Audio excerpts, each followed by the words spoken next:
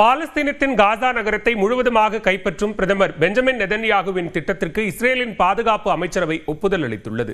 இஸ்ரேலின் இந்த முடிவுக்கு உலக அளவில் கண்டனம் எழுந்துள்ளது.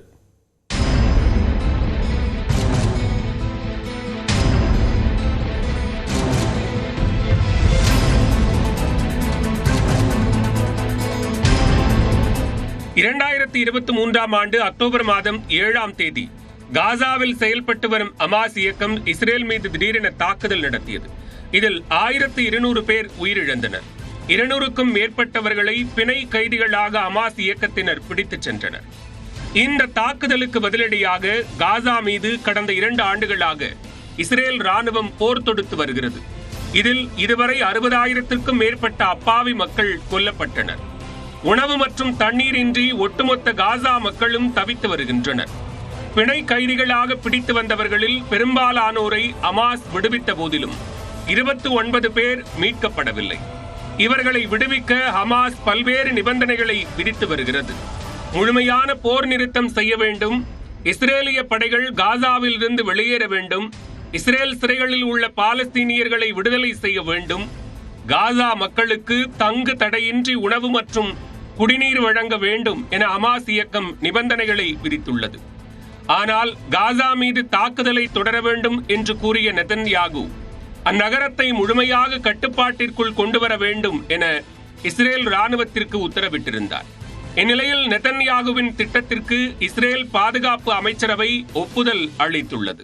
We intend to, in order to assure our security, remove Hamas there, enable the population to be free of Gaza, and to pass it to civilian governance. That is not Hamas and not anyone advocating the destruction of Israel. That's what we want to do. We want to liberate ourselves and liberate the people of Gaza from the awful terror of Hamas.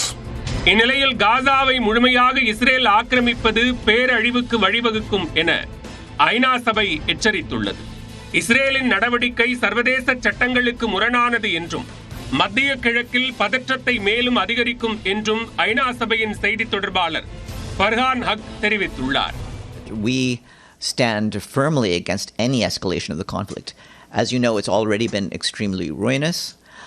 You've had more than 60,000 casualties from this conflict just over the past nearly 2 years as it is.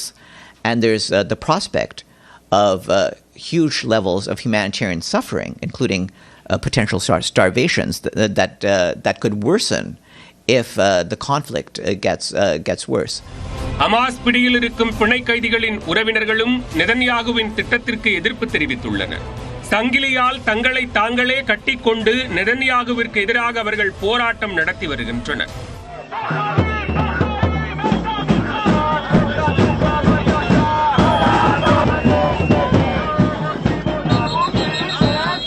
Israel ராணுவம் காசாவை ஒரு குறிப்பிட்ட காலத்திற்கு அல்லாமல் கால வரையின்றி தனது முழு கட்டுப்பாட்டில் வைத்திருக்க திட்டமிட்டுள்ளது.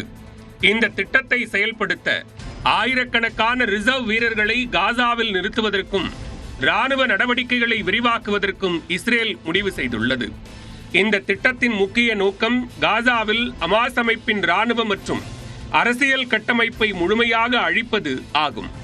ஹமாஸ் மீதான ராணுவ அழுத்தத்தை அதிகரிப்பதன் மூலம் பிணையாக வைக்கப்பட்டிருக்கும் இஸ்ரேலியர்களை விடுவிப்பதற்காக ஒரு ஒப்பந்தம் செய்ய ஹமாஸை நிர்பந்திக்க வாய்ப்பு ஏற்படும் என இஸ்ரேல் நினைக்கிறது. எதிர்காலத்தில் காசாவில் இருந்து வரும் எந்த ஒரு தாக்குதலையும் தடுப்பதற்காக இஸ்ரேல் தனது எல்லையிலிருந்து காசாவிற்குள் ஒரு பாதுகாப்பு வளையத்தை உருவாக்கவும் திட்டமிட்டுள்ளது.